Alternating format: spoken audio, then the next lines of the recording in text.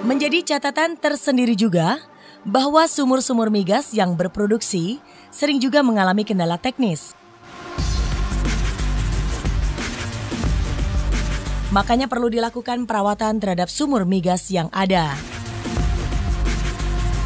Proses perawatan sumur ini disebut proses workover.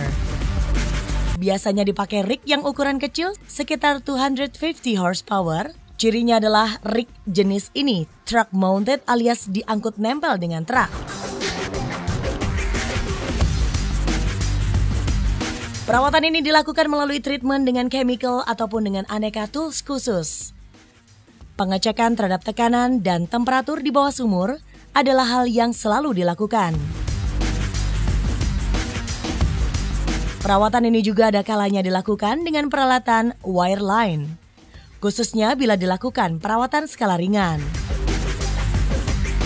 Wireline tidak sebesar rig, namun hanya memakai unit drum dan sling saja. Untuk kegiatan hulu migas onshore ini adalah terus dilakukan perluasan dari suatu wilayah kerja yang ada. Terus dilakukan pemboran dan pembangunan fasilitas produksi di permukaannya. Ini dilakukan untuk menguras cadangan migas. Perlu diketahui bahwa hanya 30% saja yang bisa diambil dari total cadangan migas yang ditemukan di suatu lokasi melalui cara primer. Untuk menguras lebih banyak, maka diperlukan teknologi tambahan yang mahal harganya. Ini karena ketika pengurasan primer mencapai 30%, umumnya tekanan reservoir di bawah sana menurun, sehingga diperlukan teknologi artificial lift untuk membantu mengangkut minyak ke permukaan. Ini berarti investasi tambahan. Umumnya yang dilakukan dikenal sebagai secondary recovery atau EOR enhanced oil recovery.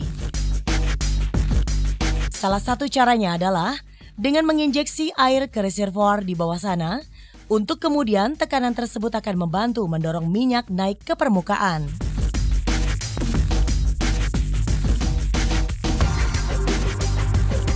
Perlu diingat bahwa jenis minyak lebih ringan dibanding air, sehingga air bertekanan akan mampu mendorong minyak ke permukaan. Bahkan ketika air pun sudah berkurang daya angkutnya, maka saatnya aplikasi tertiary recovery dilakukan, yakni dengan menginjeksi air yang dilarutkan dengan polimer kimia khusus. Kimia ini berfungsi untuk sebagai gel layaknya piston, mendorong sisa butiran mikron minyak di pori-pori batuan agar tersapu dan naik ke permukaan. Tentu saja secondary maupun tertiary recovery ini tidak sesederhana penjelasan ini. Namun begitulah gambaran proses yang terjadi. Jadi secara berurutan adalah eksplorasi, dilanjutkan eksploitasi secara primer, ketika tekanan reservoir melemah, maka ditambahkan dengan teknologi pengurasan secondary, dan dilanjutkan dengan tertiary.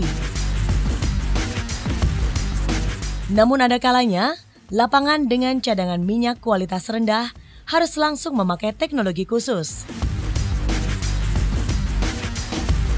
Di antaranya, bila kualitas cadangan minyak terlalu kental, sehingga harus diencerkan dengan cara membanjiri uap panas ke bawah reservoir seperti di Sumatera Tengah.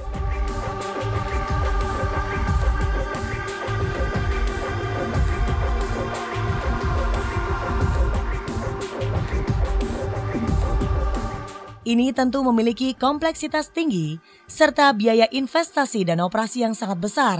Bila dibayangkan setiap saat harus memanaskan air menjadi uap dan menginjeksikan uap tersebut layaknya sauna ratusan bahkan ribuan meter di bawah sana.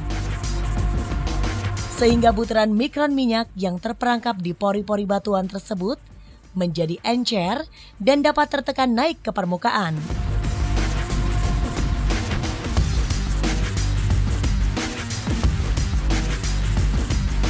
Demikianlah episode kali ini. Akan berjumpa lagi berlanjut membahas mengenai produksi migas di offshore pada episode mendatang.